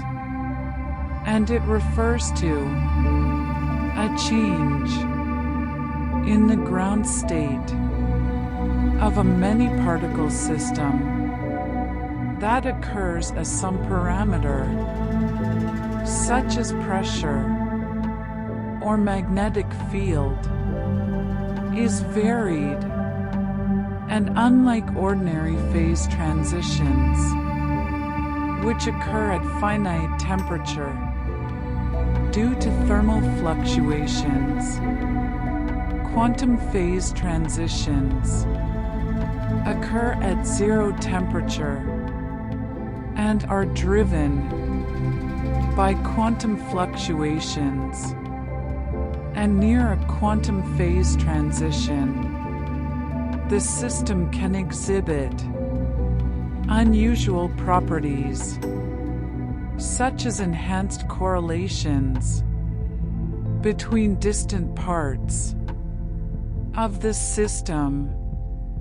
and exotic forms of order. And the study of quantum phase transitions is important for understanding many materials, including high-temperature superconductors and quantum magnets, and it also has connections to other areas of physics, such as quantum field theory and the physics of black holes. The development of quantum field theory in the mid-20th century extended the principles of quantum mechanics to systems with an infinite number of degrees of freedom, such as electromagnetic fields and other fields that describe fundamental particles. And in quantum field theory, particles are understood as excitations of underlying fields, and the creation and annihilation of particles are described as processes where the field changes its state. And this framework allows for the calculation of scattering processes, decay rates, and other properties of particles and their interactions. And quantum field theory has been enormously successful in describing the fundamental forces of nature, and it forms the basis of the standard model of particle physics, which describes all known particles and their interactions, except for gravity. The role of symmetry in quantum mechanics is very important, and symmetries are transformations that leave the physical system unchanged, such as rotations in space or shifts in time. And according to a fundamental theorem, every continuous symmetry corresponds to a conserved quantity. And for example, rotational symmetry corresponds to conservation of angular momentum, and time translation symmetry corresponds to conservation of energy. And these conservation laws are powerful tools for analyzing physical systems because they constrain the possible outcomes of processes and simplify calculations. And symmetries also play a key role in classifying particles and interactions, and in some cases, the symmetry of a system can be spontaneously broken, leading to interesting phenomena, such as the Higgs mechanism, which is responsible for giving mass to elementary particles. The measurement problem in quantum mechanics refers to the question of how and why measurement outcomes become definite, given that the Schrödinger equation predicts a continuous evolution of superpositions, and this is one of the foundational questions in the interpretation of quantum mechanics. And there are several different approaches to addressing it, and one approach, called the Copenhagen interpretation, treats measurement as a fundamental process that is not described by the Schrödinger equation, but instead causes the wave function to collapse to one of the possible outcomes. And another approach, called the many worlds interpretation, suggests that all possible outcomes of a measurement actually occur, but in different branches of the universe that do not interact with each other. And yet another approach, called the de Broglie theory, introduces additional variables that specify definite positions for particles at all times, and the wave function guides the motion of these particles. And each of these interpretations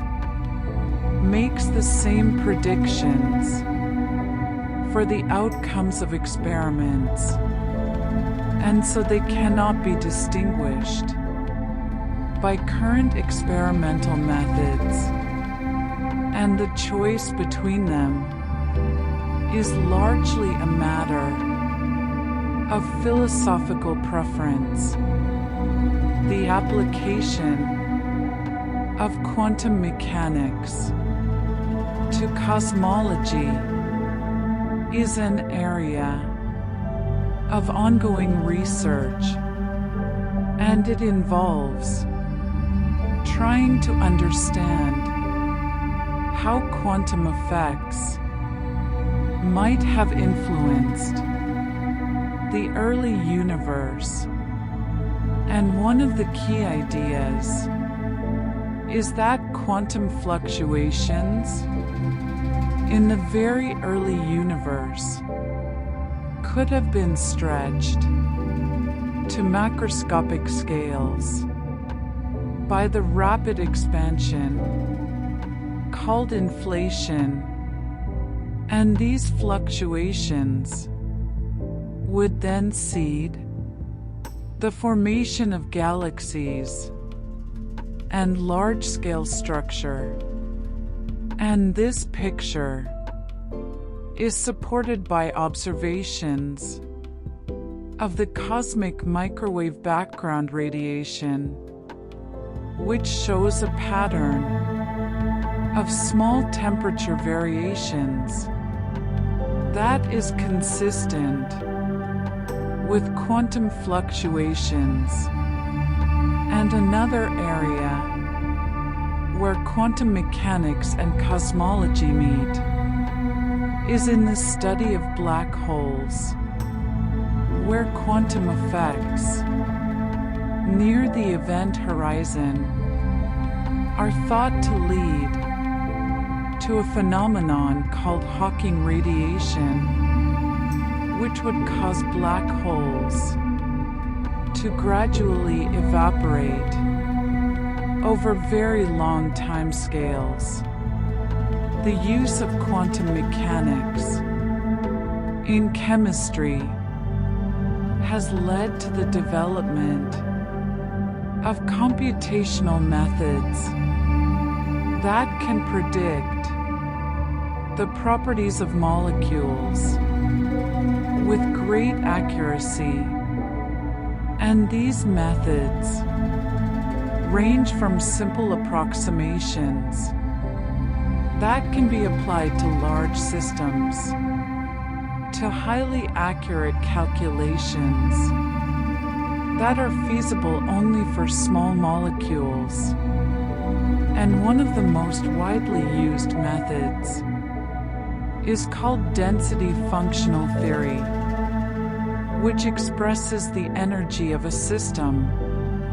in terms of the electron density rather than the full wave function, and this reduces the computational complexity and allows for the treatment of systems with many atoms. And density functional theory is used to study chemical reactions, to design new drugs, to understand the properties of materials, and to explore many other problems in chemistry and materials science. The exploration of topological phases of matter is a relatively new area of quantum physics, and it involves studying systems where the important properties are not determined by local details, but by global features of the wave function.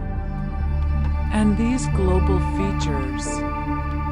are related to the topology of the system, which is a branch of mathematics that studies properties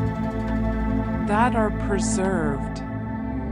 under continuous deformations, and topological phases can have unusual properties, such as conducting electricity only on their surfaces, while being insulating in the bulk. And these surface states are protected by topology, which means that they are robust against perturbations, and topological materials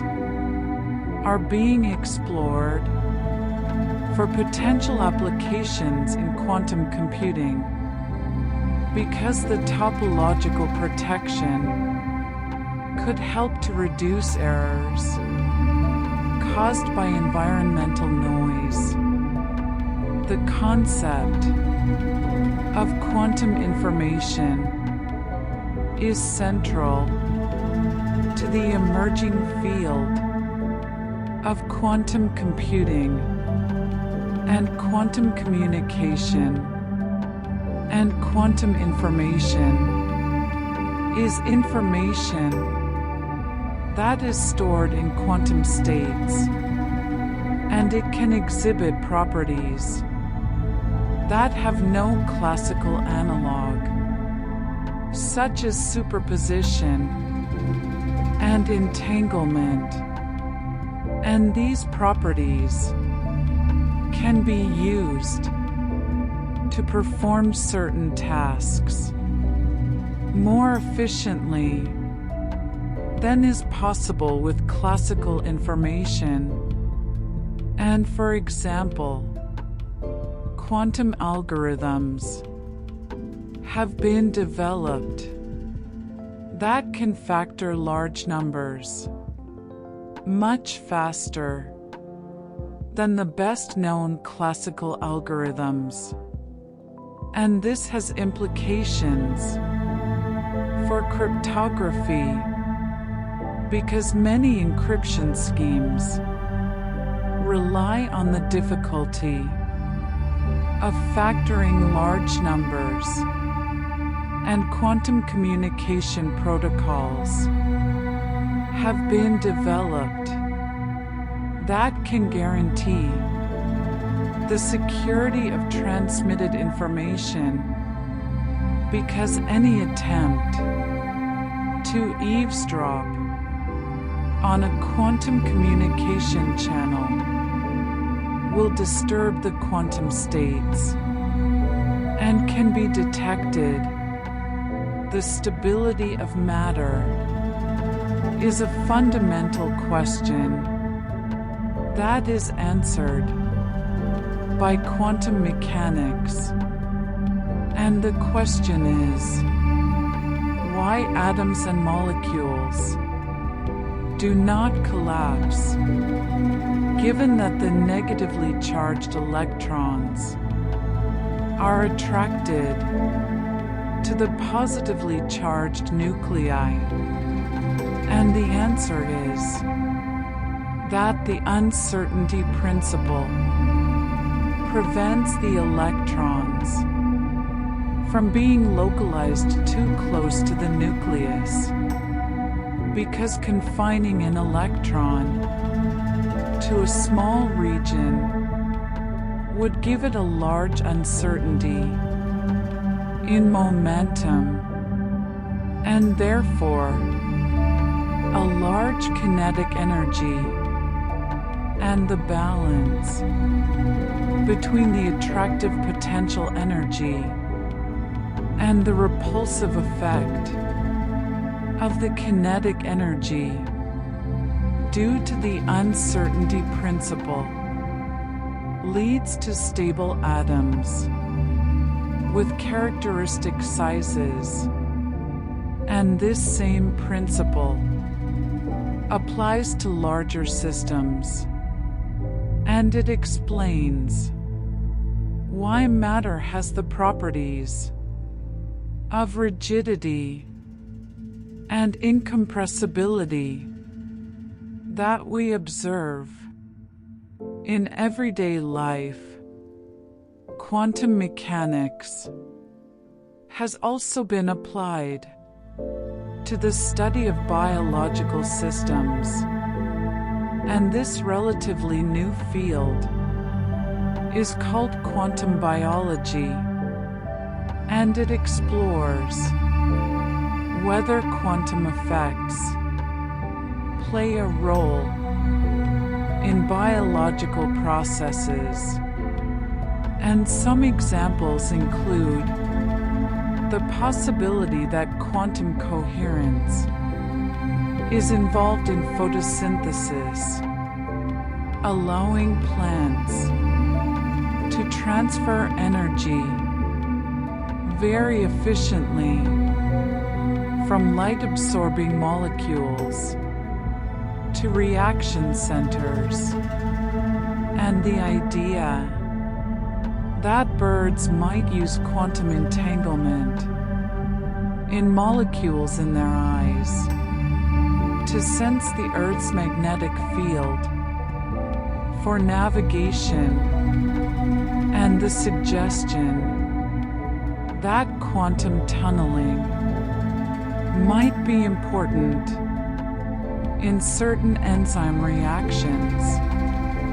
where protons or electrons need to move through energy barriers. And while these ideas are still being investigated and the evidence is not yet conclusive, in all cases, they illustrate the broad applicability of quantum principles and the ongoing expansion of the field into new areas. The development of experimental techniques for manipulating individual quantum systems has been a major advance in recent decades, and it is now possible to trap and control single atoms and ions using laser beams and electromagnetic fields, and these trapped particles can be used as qubits in quantum computers, and they can also be used to test fundamental aspects of quantum mechanics with unprecedented precision. And for example, experiments with trapped ions have been used to verify the predictions of quantum mechanics for entangled states and to demonstrate quantum logic gates, which are the building blocks of quantum computers. And similar techniques are being used to study other systems, such as superconducting circuits, quantum dots, and nitrogen vacancy centers in diamond. And each of these systems has its own advantages and challenges, and researchers are working to develop the best platforms for different applications. The connection between quantum mechanics and information theory has led to new insights into the nature of physical processes, and information theory, which was originally developed to study communication systems, provides a language for quantifying the amount of information in a system and the capacity of channels to transmit information. And when these ideas are applied to quantum systems, it becomes clear that quantum mechanics allows for new types of information processing that are not possible classically. And for example, quantum entanglement can be viewed as a resource for certain information processing tasks. And the no-cloning theorem, which states that it is impossible to make a perfect copy of an unknown quantum state, has implications for the security of quantum communication. And these connections between quantum mechanics and information theory are continuing to be explored, and they are leading to a deeper understanding of both fields. The search for a theory that unifies quantum mechanics with general relativity, which is Einstein's theory of gravity, is one of the major challenges in theoretical physics. And the problem is that quantum mechanics describes the behavior of matter and energy at small scales, using a framework that is fundamentally different from the framework of general relativity, which describes gravity as the curvature of space-time, and attempts to combine these two theories have led to various approaches, including string theory, loop quantum gravity, and other proposals. And while these approaches have made progress, a complete and experimentally verified theory of quantum gravity has not yet been achieved, and this remains an active area of research, and resolving this challenge may require new insights into the nature of space, time, and matter. The precision of quantum mechanical predictions continues to be tested in new experiments, and as experimental techniques improve, scientists are able to measure properties of quantum systems with greater and greater accuracy, and these measurements provide stringent tests of the theory, and they can reveal tiny deviations that might indicate new physics beyond the current understanding. And so far, quantum mechanics has passed all of these tests, and the agreement between theory and experiment is often extraordinarily precise, with some quantities being measured to agree with predictions to many decimal places. And this level of agreement gives strong support to the validity of quantum mechanics as a description of nature at small scales. The language used to describe quantum phenomena has evolved over time, and in the early days of the theory, there was much debate about how to interpret the mathematical formalism, and this led to various interpretations and to discussions about the meaning of concepts like wave function, measurement, and probability. And while these debates continue in some form, the practical application of quantum mechanics does not depend on resolving all of these interpretational questions, and scientists can use the theory to make predictions and to design experiments without needing to agree on a single philosophical interpretation. And this pragmatic approach has allowed quantum mechanics to be applied successfully in many areas of physics, chemistry, and technology, even as deeper questions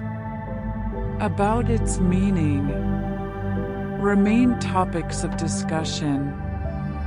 The relationship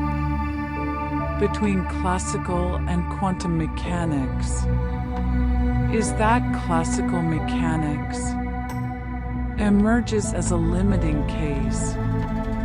of quantum mechanics when certain conditions are met, such as when the action of the system is much larger than Planck's constant, or when the system is large enough that quantum effects average out. And this process of recovering classical behavior from quantum theory is called the classical limit. and it ensures that quantum mechanics is consistent with the well-established results of classical physics in the appropriate regime, and understanding the classical limit is important for connecting the microscopic quantum world with the macroscopic classical world that we experience directly, and it also provides a check on the consistency of the theory. The ongoing exploration of quantum systems continues to reveal new phenomena and to deepen our understanding of the physical world. And as new materials are discovered and new experimental techniques are developed, scientists find new examples of quantum behavior and new applications of quantum principles. And this process of discovery is driven by curiosity about how nature works, and by the practical goal of developing new technologies. And the combination of fundamental research and applied research has been very productive, and it has led to many advances that benefit society. And the study of quantum mechanics is likely to continue to be a vibrant and important area of science for many years to come, as there are still many open questions and many opportunities for new discoveries. And now, I hope you feel a little closer to the mysterious and beautiful world of quantum physics, and how even the tiniest particles follow rules that shape everything around us. May your mind rest with curiosity and wonder, and may your dreams drift gently through the tiny waves and probabilities that make up our universe. Good night, and sleep well.